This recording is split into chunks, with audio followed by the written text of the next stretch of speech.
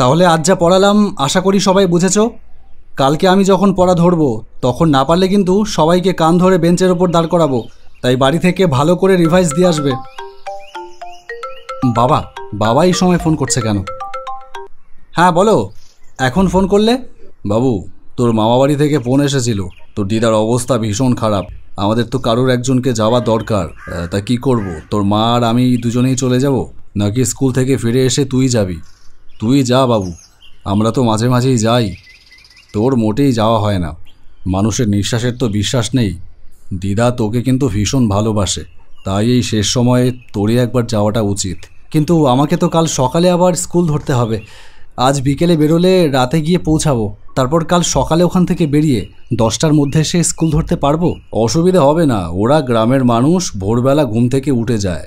বলে রাখবি তোকে খুব ভোরবেলা ঘুম থেকে ডেকে দিতে। আচ্ছা ঠিক আছে, আমি যাচ্ছি তাহলে। স্কুল শেষ করে বাড়ি গিয়ে রেডি হয়ে বেরোতে বেরোতে সন্ধে হয়ে গেল। ট্রেনে ঘন্টাখানেক মতন লাগবে, তারপর সেখান থেকে টোটোয় মিনিট 15 রাস্তা। ট্রেন যখন যতীনপুর স্টেশনে এসে থামল তখন রাত 8টা ছুঁই ছুঁই। এই যতীনপুরটাকে অজপাড়া গাঁই বলা চলে। এখন স্টেশন। সেই ছোটবেলায় যখন মায়ের হাত ধরে মামার বাড়ি আসতাম তখন যেমন ফাঁকা ফাঁকা দেখতাম, এত বছর পরেও এখনও তেমন ফাঁকা ফাঁকাই দেখি, কোনো পরিবর্তন হয়নি। এদিক ওদিক তাকিয়ে দেখলাম সারা স্টেশনে হাতে গোনা 2-1টা লোক দাঁড়িয়ে আছে এদিকে ওদিকে। প্ল্যাটফর্ম থেকে নেমে বাইরে বেরিয়ে এলাম টোটো ধরবার জন্য।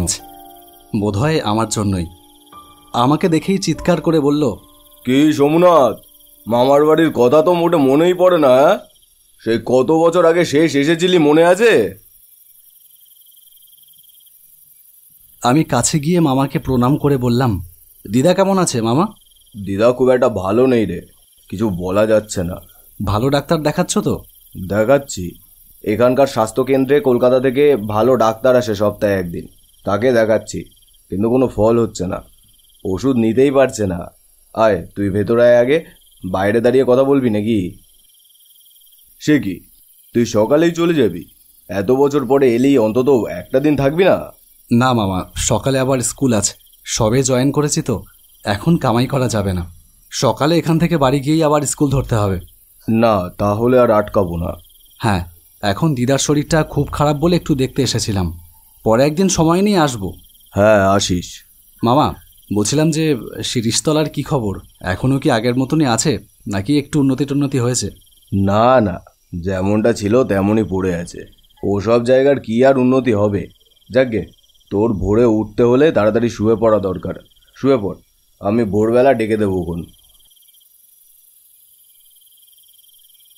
নে তাহলে সাবধানে যাস, আর পৌঁছে একটা ফোন করে দিস। এত ভোরে তো আর টোটো পাবি না, হেঁটে যেতে হবে স্টেশনে, অনেকটা সময় লাগবে, তাই একটু তাড়াতাড়ি ডেকে দিলাম। ঠিক আছে মামা, তাহলে আসি। মামার বাড়ি থেকে বেরিয়ে হাঁটতে থাকলাম। এত ভোরে আগে কোনোদিনও ঘুম থেকে উঠিনি। এখনও রাতের অন্ধকার কাটেনি ভালো করে, আর চোখ থেকে ঘুম তো মোটেই কাটেনি। একটা ঘোর ঘোর আচ্ছন্নতা নিয়ে হেঁটে চলেছি। স্টেশনে পৌঁছাতে অনেকটা সময় লাগবে। অনেক বছর মামার বাড়ি আসিনি, রাস্তাঘাটও তেমন ভালো মনে নেই। বেশ কিছুক্ষণ হাঁটবার পরে মনে হলো যে রাস্তাটা দিয়ে এসেছিলাম এটা ঠিক সেই রাস্তা নয়। আবার আমার ভুলও হতে পারে, অন্ধকারে রাস্তাঘাট তেমন ভালো করে খেয়াল করিনি হয়তো। হঠাৎ মনে হলো আমার ঠিক পেছনে, আমার সাথে পা মিলিয়ে কে যেন হেঁটে আসছে। আমার সারাটা শরীর হঠাৎ কেমন যেন ভারী হয়ে উঠল। একটা ঠান্ডা শিহরণ পায়ের পাতা থেকে উঠে হৃৎপিণ্ডের কাছে এসে মিলিয়ে গেল। আমি থমকে দাঁড়িয়ে পড়লাম, সাথে সাথে সেও যেন দাঁড়িয়ে পড়ল। আমার শরীর ক্রমশই যেন আরও বেশি ভারী হয়ে উঠছে। ভয়ে ভয়ে পেছন ঘুরে তাকালাম, কাউকেই দেখতে পেলাম না। কেবল নিকষ কালো অন্ধকারের আধিক্য জেগে আছে একা একা। আবার হাঁটা শুরু করলাম। না, এবারে আর পেছনে কোনো হাঁটার শব্দ পেলাম না, কিন্তু শরীরের ভারী হয়ে আসা ভাবটা সেই একই রকমই রয়ে গেছে।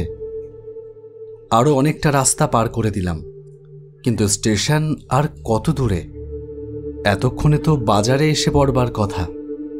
তাহলে কি রাস্তা ভুল করলাম? বারবার মনে হচ্ছে একই রাস্তা দিয়ে যেন ক্রমাগত হেঁটেই যাচ্ছি। ঘুরে ফিরে যেন সেই একই জায়গায় এসে পড়ছি বারবার। অন্ধকারের ঘুলঘুলির ভেতর কোথায় যেন শেয়াল ডেকে উঠল। সেটা থেমে যাওয়ার পরে একটা জিনিস লক্ষ্য করলাম। রাস্তার দুধারের জঙ্গলের ভেতর থেকে অনবরত ভেসে আসা ঝিঝি পোকার ডাক কখন যেন থেমে গেছে একটা নিরেট নিস্তব্ধতায়। চারিদিক যেন হঠাৎ থমকে দাঁড়িয়ে আছে। বড় বড় ঝড় আসার আগে যেমন চারিপাশের পরিবেশ থমথমে হয়ে যায়, সেই রকম একটা থমথমে ভাব চারপাশে। ঘুম ঘুম আচ্ছন্নতা আর শরীর ভারী হয়ে থাকা, এই দুই প্রতিকূলতা মিলে আমার চিন্তা শক্তিকেও যেন আচ্ছন্ন করে তুলেছে। সেই জন্যই বোধহয় ভোরের আলো এখনো ফুটে উঠছে না কেন, সেই প্রশ্ন আমার মাথাতেও আসছে না। হঠাৎ একটা বিকট বিশ্রী আর্তনাদে রাতের নিস্তব্ধতা যেন কেঁপে উঠল। সেই সাথে অনেকগুলো শেয়াল যেন একসাথে ডেকে উঠল। আমি ভয়ে আর এক পাও এগোতে পারলাম না। আবার অনুভব করলাম আমার পেছনে যেন কে এসে দাঁড়িয়েছে। না, পেছন ঘুরে তাকাবার আমার সাহস নেই।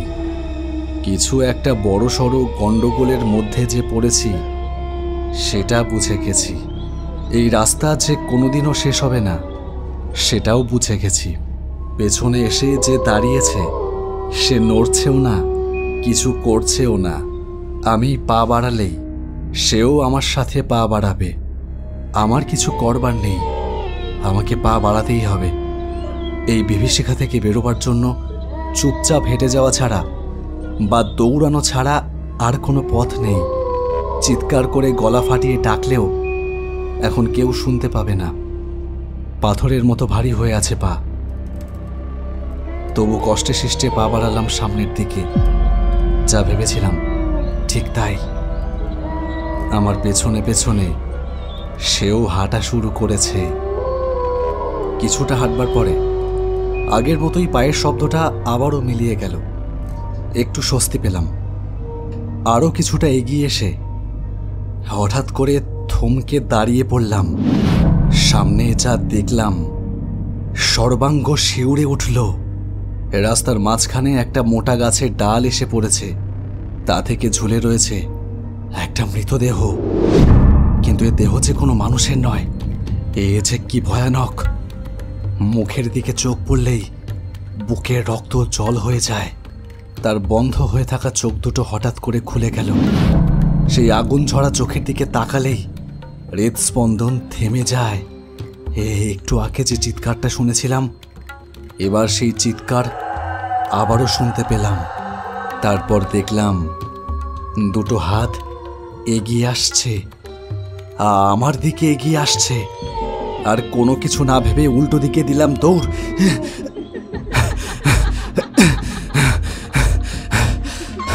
দুটো হাতের সাথে একটা নারকীয় হাসি ভেসে আসছে আমার পেছনে।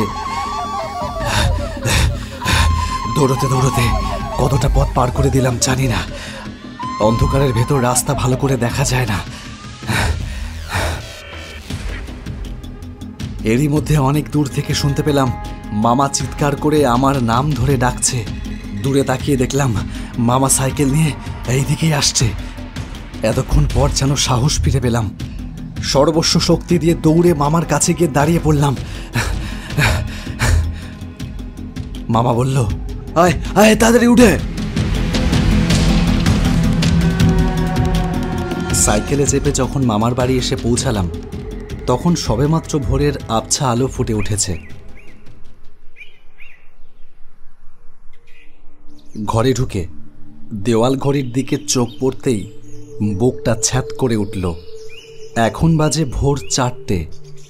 মামার তো আমাকে 4টের সময় ডেকে দেওয়ার কথা ছিল। এরকম ভুল আমার কোনোদিনও হয় না সোমনাথ। কি করে যে আজ হলো কে জানে। তোকে 4:30 ডাকতে গিয়ে রাত 3টের সময় ডেকে দিয়েছিলাম। সেই জন্যই তোকে এই দুর্ভোগ পোহাতে হলো। এখান থেকে পাশাপাশি দুটো রাস্তা। অনেকে দিনের বেলাতেও এই ভুল করে। স্টেশনের রাস্তায় যেতে গিয়ে শিরিষতলার রাস্তায় ঢুকে যায়। কিন্তু তুমি কি করে বুঝলে যে আমি ওই রাস্তায় ঢুকবো? কাল রাতের বেলা বৃষ্টি নেমেছিল, তাই মাটি ভিজেছিল। ভেজা মাটির ওপর টাটকা পায়ের ছাপ দেখেই বুঝেছিলাম। তাই সময় নষ্ট না করে সাইকেল আর মশালটা নিয়ে বেরিয়ে পড়ি। তোর ওপর দিয়ে কি গেছে আমি বুঝতে পারছি। নে, তুই এখন একটু ঘুমিয়ে নে, বাড়ি যাবার কথা পরে চিন্তা করা যাবে।